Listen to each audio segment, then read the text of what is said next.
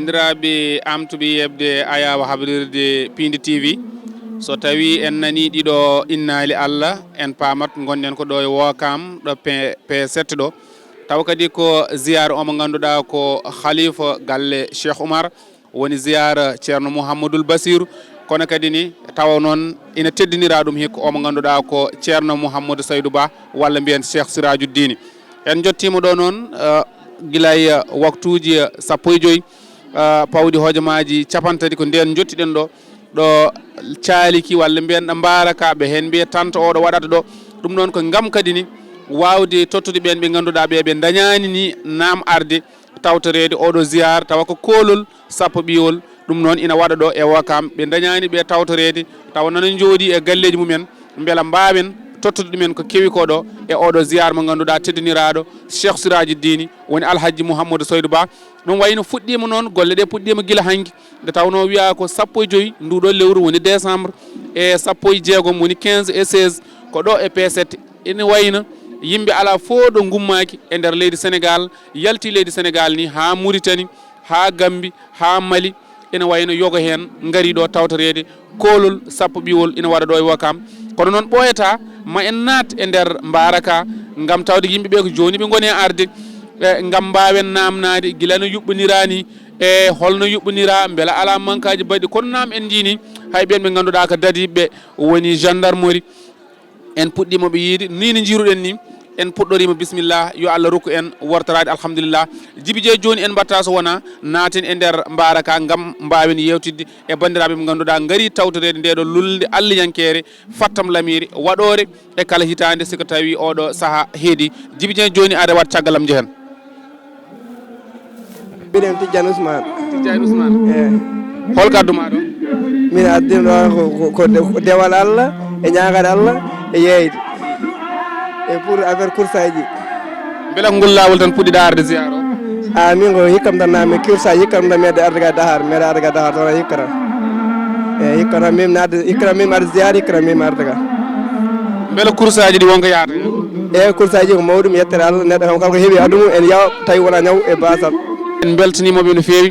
ɗum noon arta golɗo woni 10e édition ceerno Cheikh mo ceerno Bachir Mountaga Daha Cheikh Oumar noddude ɗo e Ouakam ene waɗano ziyara hono jinnaɗo mum ceerno mum bam mum nde nodda hen yimɓeɓe foof hitande foof emin mbaɗa ɗo Ouakam soɓe mbaɗi tourné banlieue après omo arta ɗo e Ouakam rendinde yimɓeɓe foof jiiya ceerno Bachir duwonre mum kadi duwo wuuro ngo waɗa jaam yimɓeɓe kadi daña jaam e foof omo waɗa ɗum hitande foof eyyi holto ummiɗa ummi e dayira Hawa Salif Aliou Ba Mbaw dayira Mbaw woni ɗo e dayira Mbaw kono Cheikh Oumar Fouti beela ngol lawol tan puɗɗi ɗon an min amin garanno hen kono yettare Allah noon ngol lawol ɓuuri wadde ala dawme machallah holko waɗi ɗum holko waɗi ɗum tan ko duwaw jaaba tan e joom dayira foti noon Cheikh Oumar ko ɗum waɗi ɗum e duwaw Cheikh Oumar tan ɗum waɗi ko yaade fayi tan ko yeeso machallah e awluɓe Cheikh Oumar indema Aliou An ɗum noon bisimilla basiruna warisun an jaddihi Umaru basiruna warisun an jaddihi Umaru basiruna warisun an jaddihi Umaru basiruna warisun an jaddihi Umaru sohna Hawa bisimilla ma maaleykum salam Ba Mawdi caggal yettude Allah e julde nelaɗo meɗen Mouhamadou Rasulullah sallallahu alaihi wasallam eɗen ƴetta jiknaɓe meɗen eɗen jogui kadi weltare ha no fewi kadi e tawtede ziyara oɗo ziyara ceerno meɗen ceerno Cheikh ceerno Bassirou Tall machallah neɗɗo moƴƴo neɗɗo julɗo neɗɗo kulɗo Allah machallah neɗɗo mbaɗo wadde ko moƴƴi kadi eɗen kuccidirɗo e awluɓe annabi hono Lappol Hammoussi en mbatta joni so wona tottudeɓe eɗen gandi ñalama mo ganduɗa ko teddiniraɗo Alhaji Mouhamadou Saydou taw ko ziyara ceerno Mouhamadoul Bassirou khalifa galle Cheikh Oumar ɗum noon so tawi awluɓe annabi gaari mbaɗi koko hani machallah mbiru dara kanko woni ɓalejo Afrique dariɗo momtalde fulɓe bajol ñande misira Oumar tadi wore ɓe jeddani waɗi mootu o wombi o nafi o joli melela naldaɗal omo ja hawgu simil nder sewlde Tidiani kanko woni ɓaleejo Afrique dariɗo momtande fulɓe bajol ñande misira Oumar dari woleɓe jeedani o waɗi mbootu o wombi o nafi o jolni melela naldaɗal omo ja hawgu simil nder sewlde Tidiani Oumar ko birniɗo gite men o wona birniɗo e nder ɓerɗe men ha duniye egge hoɗe aljanna adanani jimowo sa gawlo ma walla sa bambaɗo ar wallam ñimen alhaji cheikh Oumar ko Fuutanke Tidiani to wambi nafi jolli men laana dadal ine awde aggusu men de sewnde Tidiani Cheikhuna Oumar yo Allah yob Cheikhuna Oumar nana ama barke gandal ha ɓeskuma rontuma ngam barke Allah jarama awluɓe annabi Hammadou Sy e lappol mum kono kadi joni ɓe ganduɗa ko joguiɓe juɓɓudi golle ɗe en ji gorko mo Guédé Santhie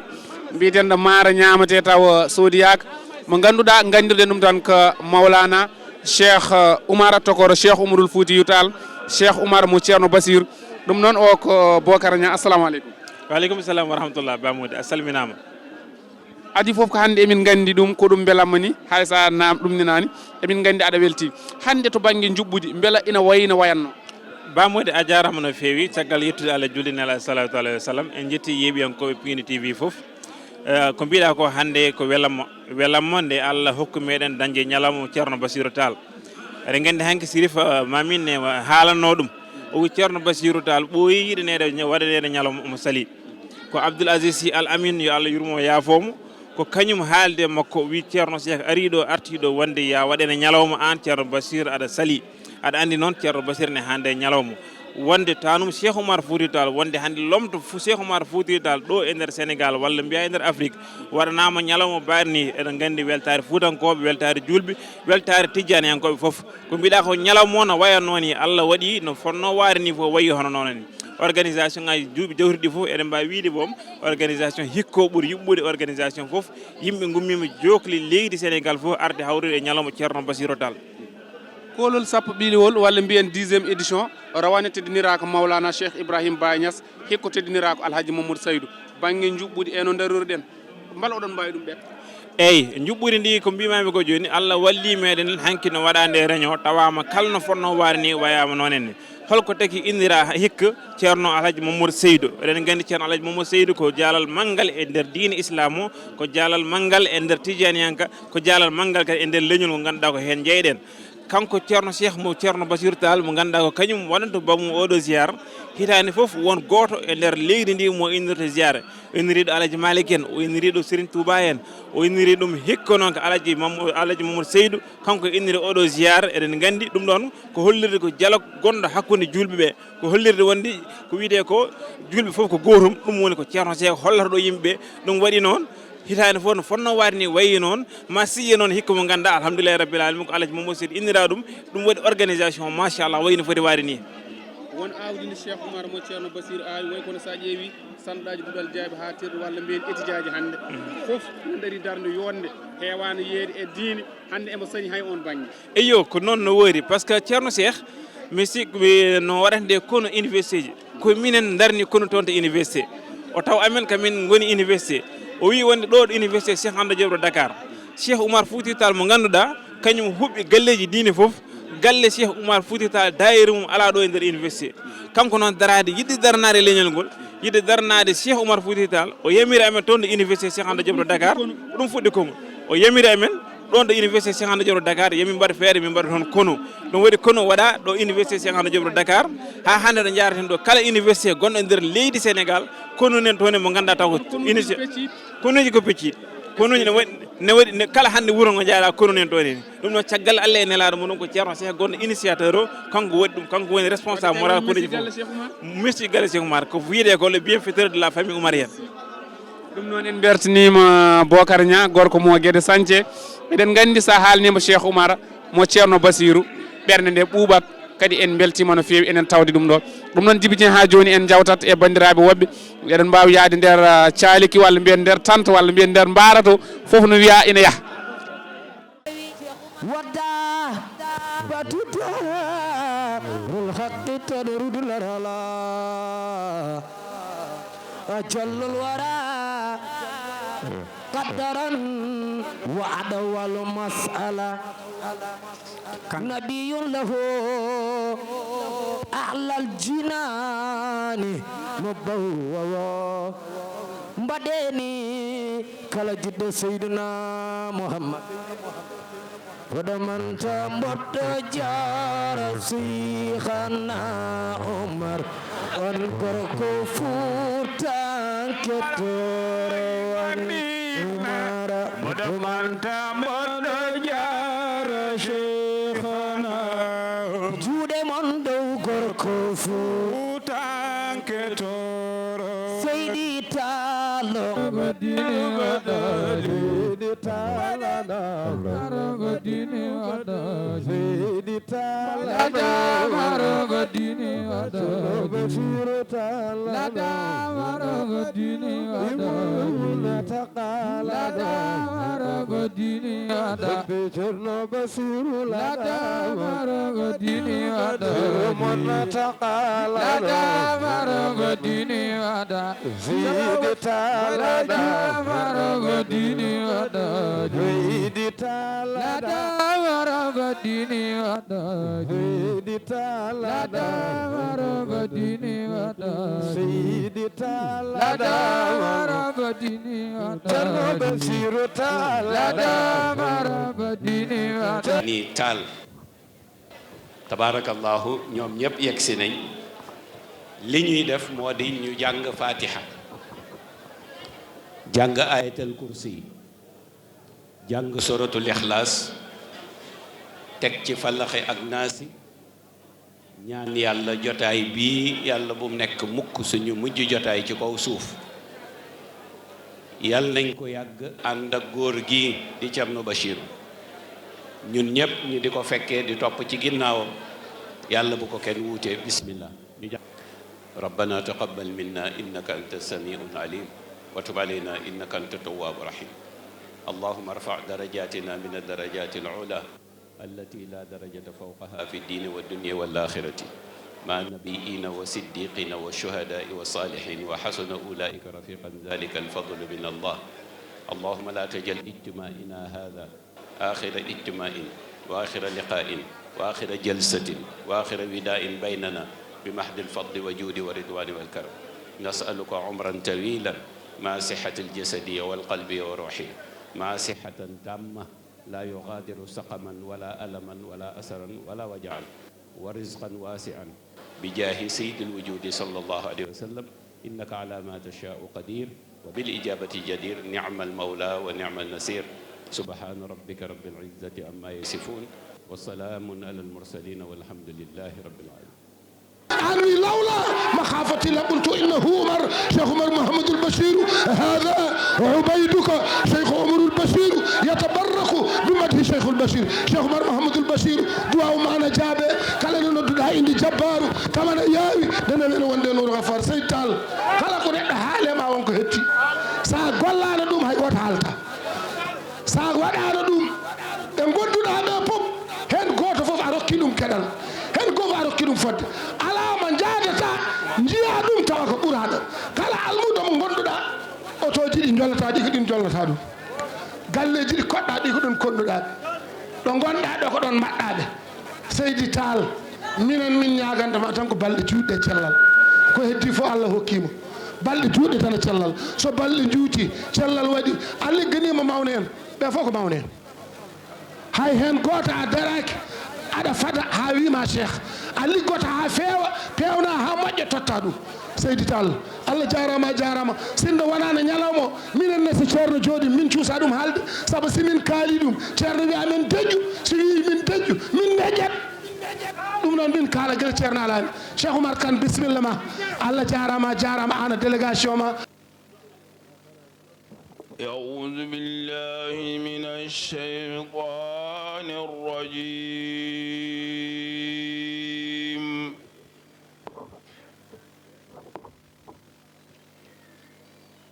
يا أيها الذين آمنوا قاتلوا الذين يلونكم من الكفار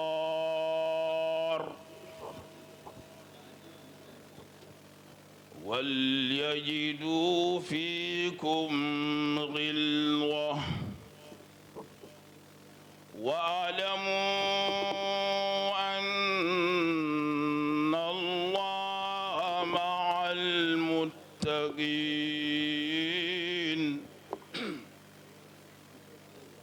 وإذا ما أنزلت سورة فمنهم من يقول أيكم زادته هذه إيمانا فأما الذين آمنوا فزادتهم إيمانا وهم يستبشرون وأما الذين في قلوبهم مرض فزادتهم رجسا إلى رجسهم وماتوا وهم كافرون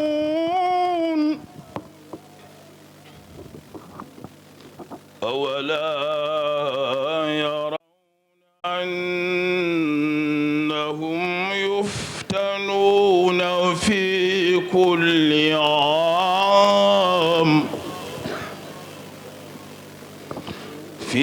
كل عام مرة أو مرتين ثم لا يتوبون ولا هم يذكرون وإذا ما أنزلت سورة نظر بعضهم إلى بعض هل يراكم من أحد ثم انصرفوا صرف الله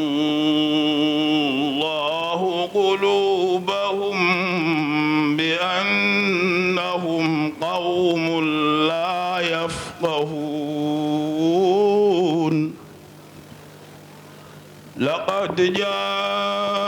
جاءكم رسول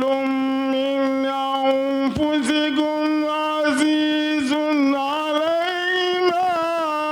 عنتم حريص عليكم بالمؤمنين رؤوف رحيم فإن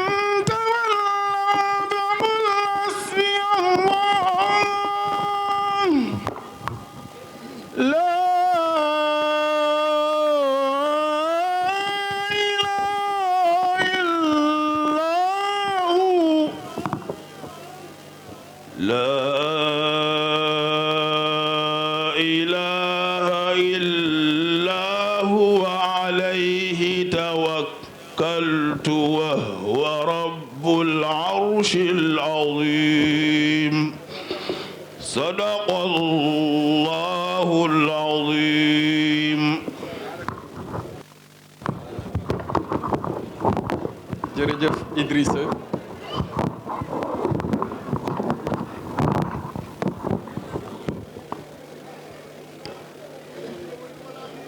jërëjëf Idrissa bismillahi rahmani rahim allahumma salli ala sayyidina muhammadin wa sallim rabbi shrah li sadri wa yassir li amri waxlul huqdatan min lisani yafqahu hawli assalaamu aleykum wa rahmatullahi taala wa barakatuhu. waaleykum salaam wa rahmatullahi taala wa barakatuhu. Serigne Thierno Cheikh Oumar ñu ngi yëkkati nuyoo yi gën a sell nuyoo yi gën a tedd di ko teg ci sa loxo yow ak sa mag ak sa rakk yi teew ci jataay bi yépp ak mbooleem kilifa diine yi fi teew waaye tamit mbooleem boroom xam-xam yi fi teew ak mbokki jullit yi teew ci jataay bi yépp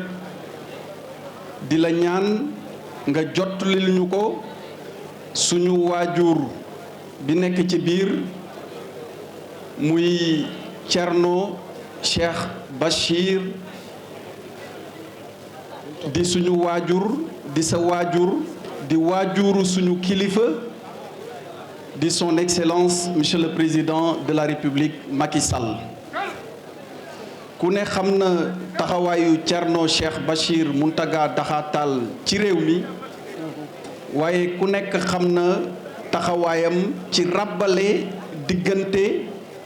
këri diine yi nekk ci réew mi ak taxawaayam ci kër Cheikh Oumar duma mën a xuus ci wax ji te leeraluma lii sababu jël kàddu gi ndaxte bi ñu ñëwee fii tey ñëwee fi tànku doomu ndey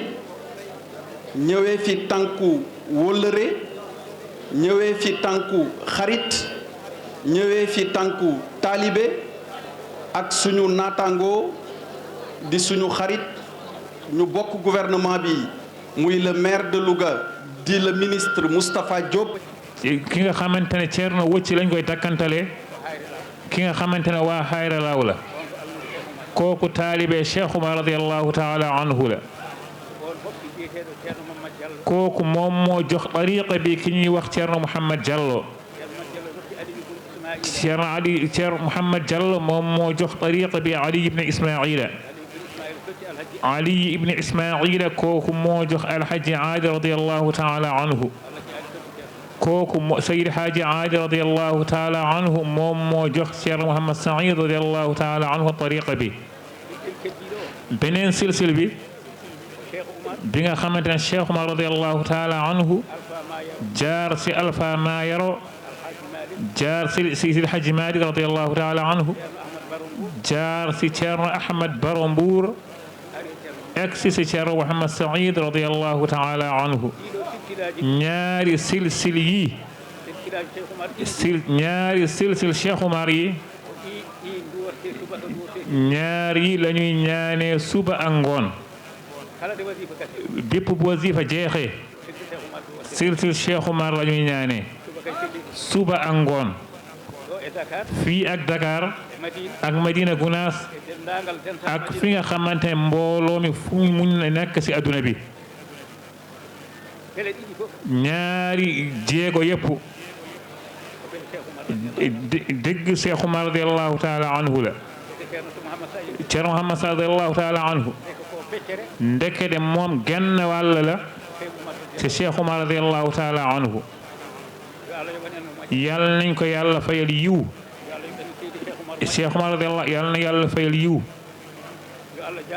yàlla na yàlla nangu ñaanam ndaxte taxaw na si mimbar mu ñaanal mu ne allahumma ij'al bilaadana min xayril bilaadi loolu moo tax réew mi Sénégal jàmm rek insha allahu taala moo fiy nekk yàlla na yàlla nangu ñaan bi naan bi yàlla nangu na ko ndaxte képp nga xamante ne déddu na keneen day feeñ ñëw ba passé kooku Sénégal ba mu daj loolu moo tax jàmm képp moo fi nekk allahumma salli ala sayyidina muhammadin wa sallim sallallahu alaihi wasallam eɗen jetta ɗiɗo sababuji ɗi ganduɗa hoore ma sababu ɓurata ɗum mawnu mi jurnata koye haale he noon ceerno cheikh ne tawno mi ardani ɗo hande wonde baba mal mo ganduɗon o baba mal nalanke jimowo o gardumi ɗo henni ko baba mal almudo almudo gilay galle Cheikh Oumarul Foutiyou Tall mo gandumi wonko heewi ko dañmi e nder aduna o sinno wonano kanko hayso tawi dokke Allah ene ngoodi kono sababu famdani sababu famdata sababu o rewi koye makko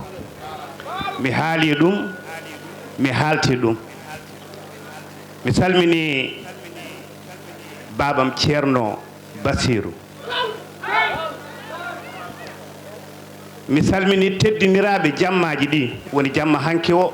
e jamma hande o ene hani wonde ene hani wonde so teddinirama galle Alhaji Mamadou Saydou Madina Gounass enen foof enen gandi ko woni toon e barke e dowuji ɗi ganduɗa kala jettiɗo toon malla hay kala miijiɗo ɗum ene heeɓa dowuji ɗi ken fuutankoɓe ken fulɓe ken julɓe eɗen calmina hono ceerno Cheikh Oumar Basirou soko Allah ka giɗo aɗa wawi yidde aɗa andi Mansour Dine Gawlo ene heewi wiide kala ko Allah tagno ko yidde fadde kala ko Allah tagno ko yidde fadde yidde woni ko woni hakkude nelaɗo e tagɗo mbo woni Allah joomen o yidde noon ɗo ala fof haydara woɗani toon emin jiiɗi emin korsini ceerno Basirou alhaji juule makkay Madina o dogi Safa dogi Marwa weerli makaje jamra rutitima Madina juule yanade Muhammadu Rasulu on woni Muhammadu cubaɗo salam ale moɗon kaniraɓe Cheikh Oumarul Foutiyou o waydima futatoro mbotini funnangue o yaade wona yimɓe leyɗam wona jurɓe leyɗam wono jambareɓe leyɗam Alpha Oumar ceerno Bayla ardo Aliou Jarabi boltol sawako ceerno Mole Bokar ñande wolde Madina fele colonial bonnama ñande wolde Madina Madina ko Madina khaso tere polol firtama kodada mayse elimanisre toro do samangari jama ma inde manane yade jamanoji ha bada bada jarama ceerno Basirou alhamdulillahi rabbil alamina en jetti Allah en jettini ceerno meɗen wasila men ceerno Cheikh Oumar Basirou Mountaga Daha Cheikh Oumarul Foutiyou ceerno Cheikh Oumar ceerno Basirou dendagal konuji Cheikh Oumar ɗo gone aduna o fof Afrique Amérique Europe Asie Océanie kamɓe fof ɓe noorimama e rendude ma oɗo ñalawma aɓe mbima kadi ñalawma fof aɓe kesɗitina almudagal mabɓe e maɗa aɓe jettanma Allah no feewi no feewi aɓe kadi juuro ceerno Mouhamadoul Bachir Mountaga Daha Cheikh Oumarul Foutiyou cher oɗo noon no ceerno Cheikh Oumar haaldini hikka ko spécialité te enen fof eɗen gandi ceerno Cheikh jinggi sabu hikka o winiri ko alhaji mamadou saydou ba mo madina gounas ɗum noon ceerno cheikh oumar ene yetta ene jarna son excellence le président de la république Macky Sall. wassalamu ala rasulillah alfatihi lima ughliqa wal khatimi lima sabaqa nasiril haqqi bil haqq wal hadi ila siratika al mustaqim wa ala alihi haqqa qadrihi wa miqdarihi al azim. alhamdulillahi goto o e goɗɗo o e tabɓo o kanji fof ko wiyande noon amiral muminina qutbu zamanina wiyandemo noon Allah. alhamdulillahi adan o ko bam makko jibinde ɓiɗɗo darotoɗo nde ɗo darde baba fof ene yiɗi darnede ɓiɗɗo baɗo ni. alhamdulillah goɗɗo o ko ceerno makko ceerno ahmadou oumar hoore ñiwa ceerno fof ne yiɗi almudo baɗo ni. alhamdulillah tata ɓiijo o ko bam makko ceerno seydou nourou neeɗo mo ndiɗo needi ndi. minen fof mbiyen alhamdulillah. e ko yettande fuutankoɓe Allah e yettande fulɓe Allah e yettande tijaniya Allah e yettande l'islam Allah. hande halifaɓe keewi goto fof no yiɗi wiyede khalifa hay mawɗo boyinnaji gonɗe ladde ɗi ko mawɗo mumen no yiɗi wiyede khalifa. kanko nde Allah addimo nde o nefi nden inde sabu nde tolnima e nefnade kono wonnomo Allah waɗata ɗum o hayso ruuɗima koye mum tan fawi.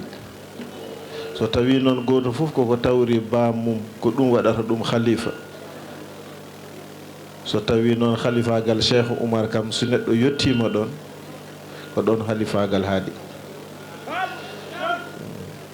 en nani joni sirajuddine nelaɓe makko mbi ñantorto e silsilaji fof ko silsilaji cheikh oumar aɓe jogui hen ha heewi kono ko ɗiɗi ɗiɗon jottiɗe cheikh oumar ɗi ko ɗinɓe ñantori. falillahi alhamdu kala meɗɗo to Allah to hunde seeɗa kal dañɗo zawq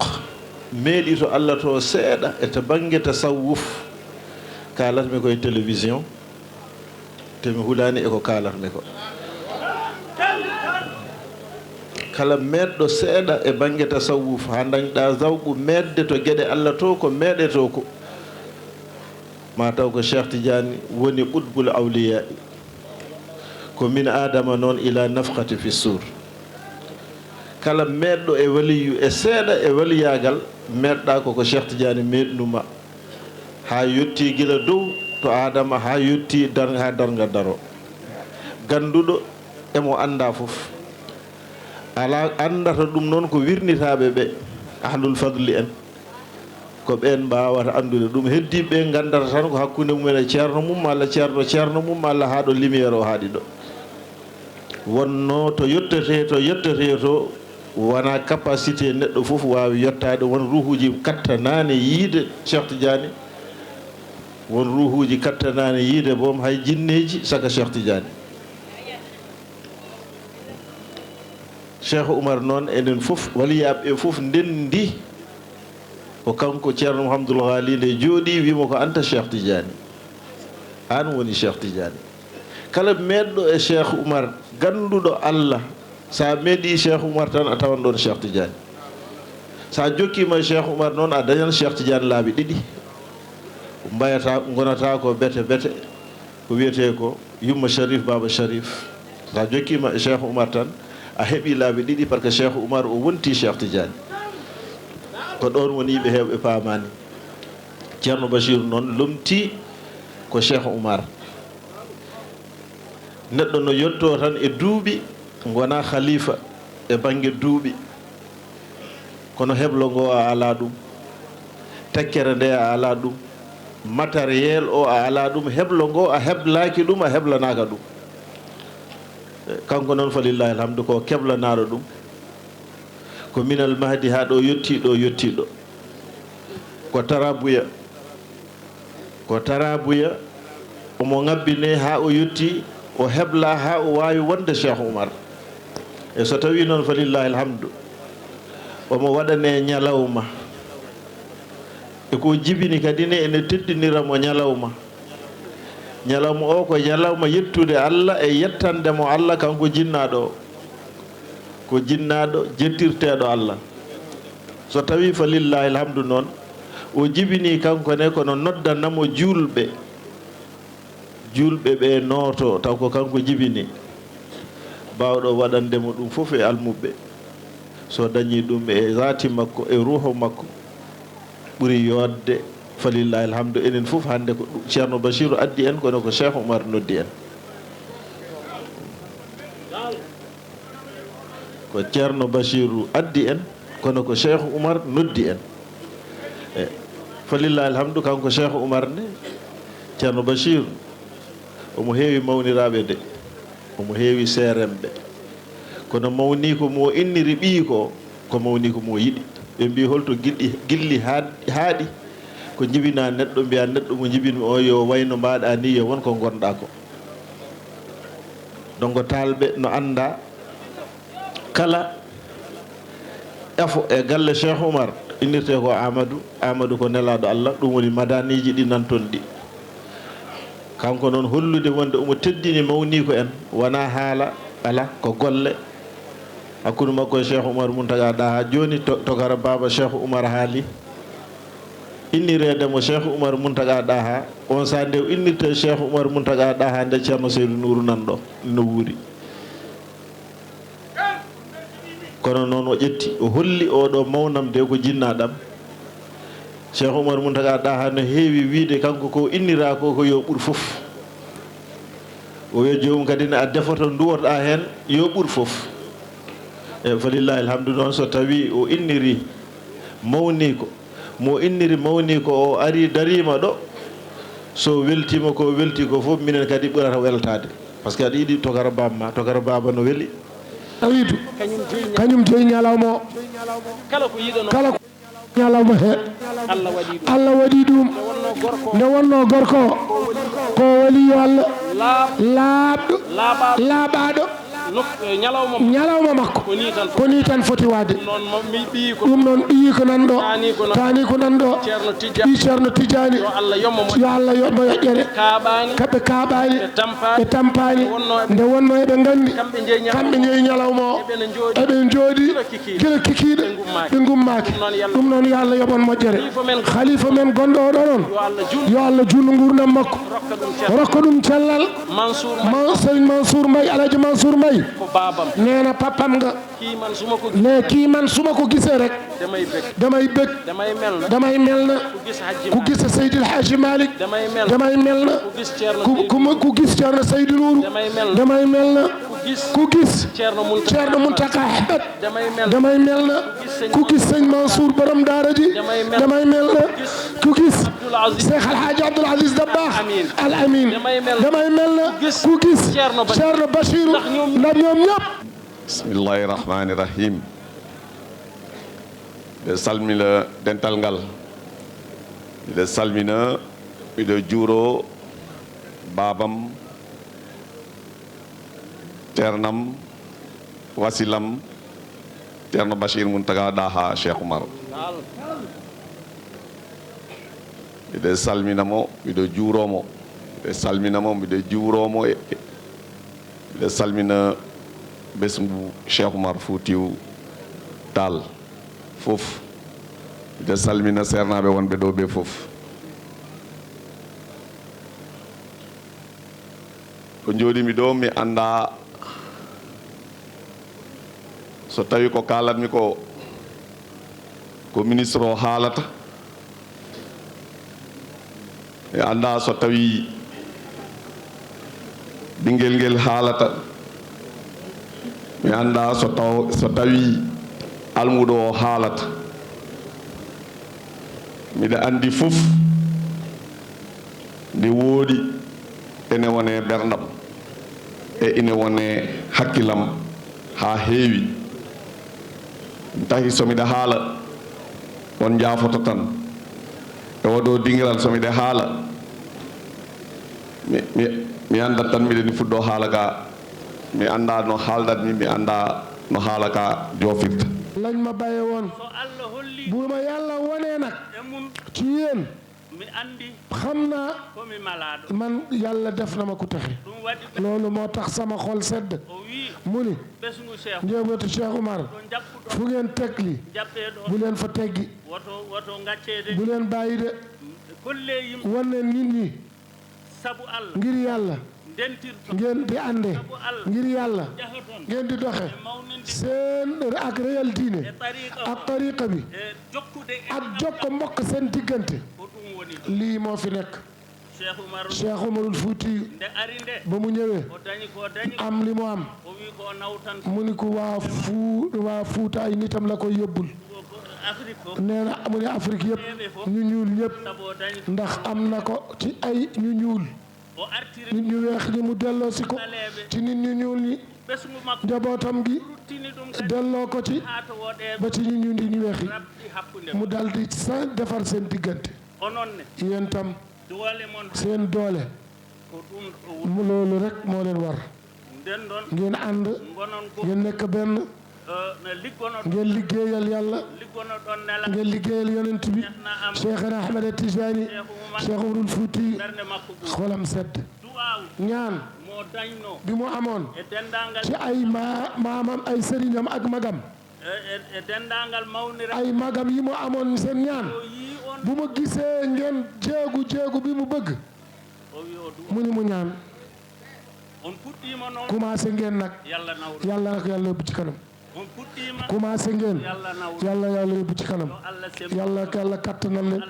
yàlla kattanal leen الرحمن الرحيم قل هو الله أحد الله الصمد لم يلد ولم يولد ولم يكن له كفوا أحد بسم الله الرحمن الرحيم قل هو الله أحد الله الصمد لم يلد ولم يولد ولم يكن له كفوا أحد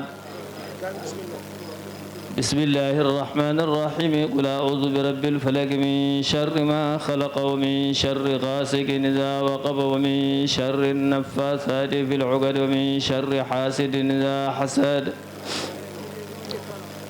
بسم الله الرحمن الرحيم قل أعوذ برب الناس ملك الناس إله الناس من شر الوسواس الخناس الذي يوسوس في صدور الناس من الجنة والناس بسم الله الرحمن الرحيم الحمد لله رب العالمين الرحمن الرحيم ملك يوم الدين إياك نعبد وإياك نستعين اهدنا الصراط المستقيم صراط الذين أنعمت عليهم غير المغضوب عليهم ولا الضالين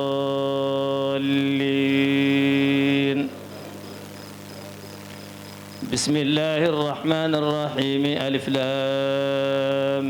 ميم ذلك الكتاب لا ريب فيه هدى للمتقين الذين يؤمنون بالغيب ويقيمون الصلاة ومما رزقناهم ينفقون والذين يؤمنون بما أنزل إليك وما أنزل من قبلك وبالآخرة هم يوقنون أولئك على هدى من ربهم وأولئك هم المفلحون رب اجعلنا منهم بسم الله الرحمن الرحيم صدق الله مولانا العظيم وبلغ رسوله الكريم ونحن على ما قال ربنا وخالقنا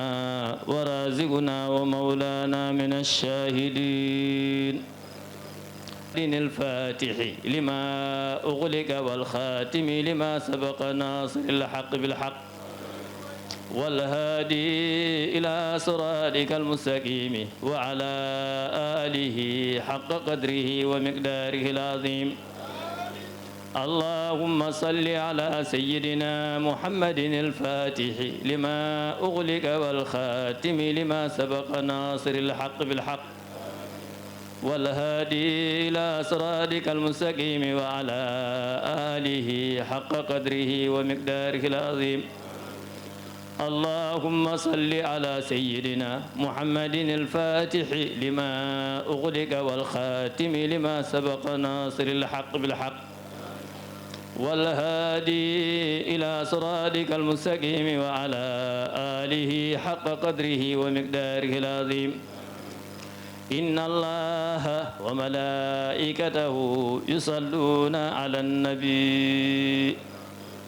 يا أيها الذين آمنوا صلوا عليه وسلموا تسليما. صلى الله تعالى عليه وعلى آله وصحبه وسلم تسليما. سبحان ربك رب العزة عما يصفون وسلام على المرسلين والحمد لله رب العالمين. الفاتحة.